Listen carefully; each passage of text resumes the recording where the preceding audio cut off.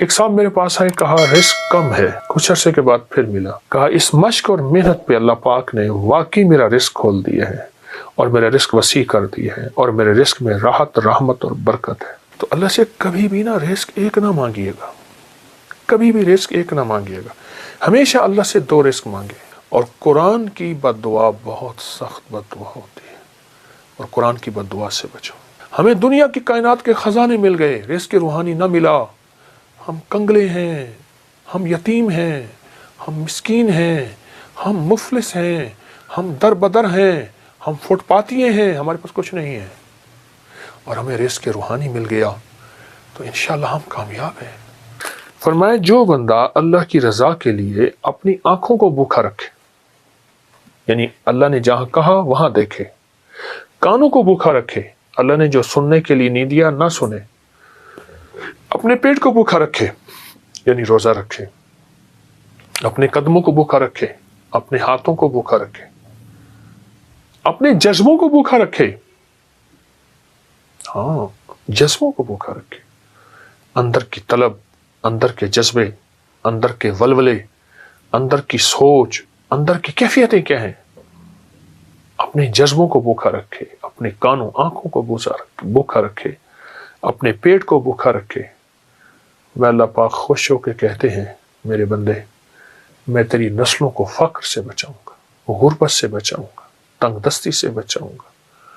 ساری دنیا میں زمین تانبے کی بن جائے، سورج سوا نیزے پہ آ جائے، اگنے اگانے کے لیے کوئی چیز نہ ہو، پر میرے بندے تجھے میں بھوکا نہیں رکھوں گا اور تیری نسلوں کو بھوکا نہیں رکھوں گا، اور غیب کے خزانے سے انہیں کھلاؤں گا، اور غیب کے خزانے سے انہیں پلاؤں گا، اور غیب کے خزانے سے ان کو کھلا پلا کے تجھے بتاؤں گا کہ میں ایسے کھلاتا ہوں اور میں ایسے پلاتا ہوں۔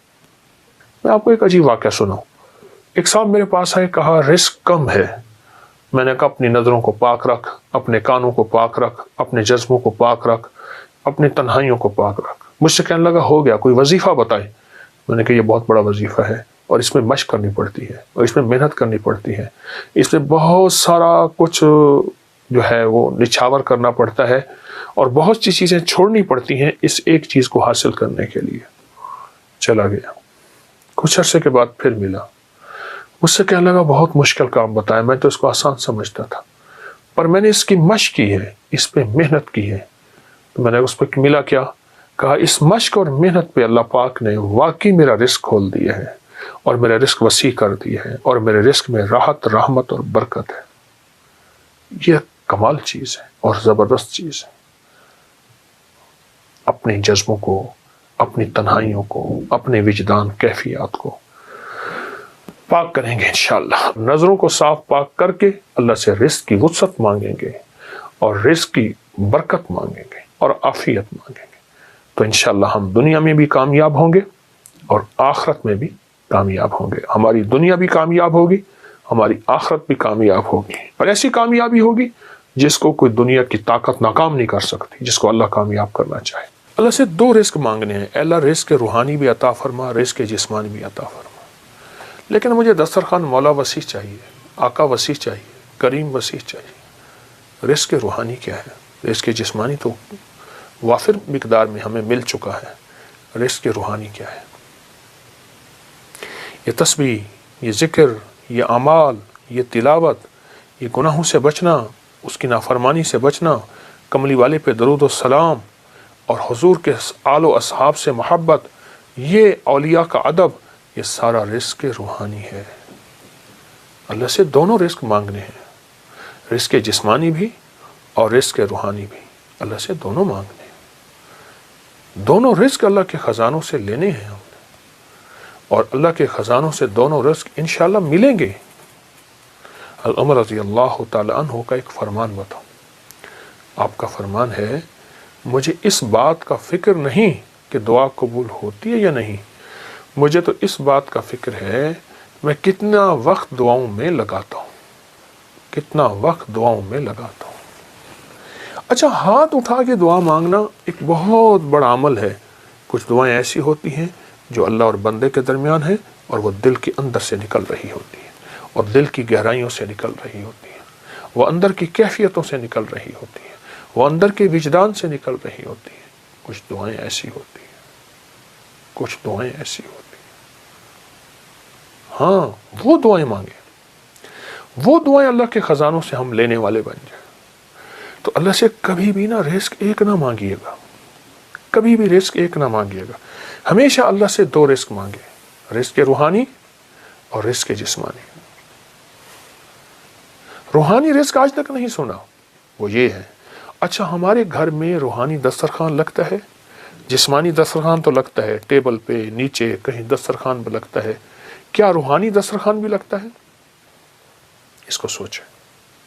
اگر روحانی دسترخوان نہیں لگتا تو آج کے بعد روحانی دسترخوان لگائیں، تلاوت روز ایک پارہ پڑھ لیں، نہیں پڑھ سکتے ایک پاؤ پڑھ لیں، نہیں پڑھ سکتے ایک ورق پڑھ لیں، قرآن کی زیارت کریں۔ میں ایک مری میں ایک جگہ جانا ہوا تو وہاں انہوں نے کہا ہمارے گھر میں کسی نے جادو کیا ہوا ہے، ہمارے گھر میں مشکلات ہیں، مسائل ہیں، الجھنیں ہیں، ناکامیاں ہیں، پریشانیاں ہیں، بہت زیادہ پریشانیاں تھیں۔ تو اللہ پاک نے دل میں ڈالا، کشف وغیرہ کے دعوے تو کر نہیں سکتا، میں نے کہا آپ کے گھر میں قرآن کی بد دعا ہے۔ اور پھر میں نے انہیں ایک واقعہ سنایا۔ ایک بہت بڑے درویش تھے، وہ ہر سال ایک جگہ جاتے تھے، چند دن وہاں گزارتے، لوگوں کو اللہ اللہ سکھاتے۔ تو انہوں نے کہا حضرت ہمارے ہاں قریب ایک گاؤں ہے، بستی ہے، ان کے لوگ بہت پریشان ہیں، آپ وہاں بھی تشریف لے جائیں۔ وہاں گئے تو واقعی پریشان تھے لوگ، گھروں میں بیماریاں، جھگڑے، طلاقیں، تکلیفیں، مشکلات، بندشیں، مسائل رزق کے، گھر کے، اولاد کے، بہت پریشان۔ حضرت نے وہاں سے وہاں پہنچے تو غور سے سارے نظام پہ توجہ فرمائی، دیکھا تو آپ نے فرمایا تمہارے گھروں میں قرآن کی سسکیاں سن رہا ہوں اور قرآن کی بد دعائیں سن رہا ہوں، اور قرآن کی بد دعا بہت سخت بد دعا ہوتی ہے، اور قرآن کی بد دعا سے بچو۔ حیران ہو گئے کہ قرآن بد دعا دیتا ہے؟ فرمایا قرآن کی سسکیاں بھی ہوتی ہیں، قرآن کی بد دعائیں بھی ہوتی ہیں، اس سے بچو۔ ان پڑھ ہو، نہیں پڑھ سکتے، قرآن پاک اٹھاؤ، چومو اور باوضو، اور اس کی ہر سطر پہ پہلا کلمہ پڑھتے جاؤ، ہر سطر پہ پہلا کلمہ پڑھتے جاؤ۔ اور اگر پڑھے ہوئے ہو ایک پارہ پڑھ لو، آدھا پارہ پڑھ لو، ایک پاؤ پڑھ لو، تھوڑا پڑھ لو، زیادہ پڑھ لو۔ میری درخواست یہ ہے اللہ سے رزق روحانی منوائیں، اللہ میری نسلوں کے لیے رزق روحانی عطا فرما۔ ہمیں دنیا کی کائنات کے خزانے مل گئے، رزق روحانی نہ ملا، ہم کنگلے ہیں، ہم یتیم ہیں، ہم مسکین ہیں، ہم مفلس ہیں، ہم در بدر ہیں، ہم فٹ پاتیے ہیں، ہمارے پاس کچھ نہیں ہے، اور ہمیں رزق روحانی مل گیا تو انشاءاللہ ہم کامیاب ہیں۔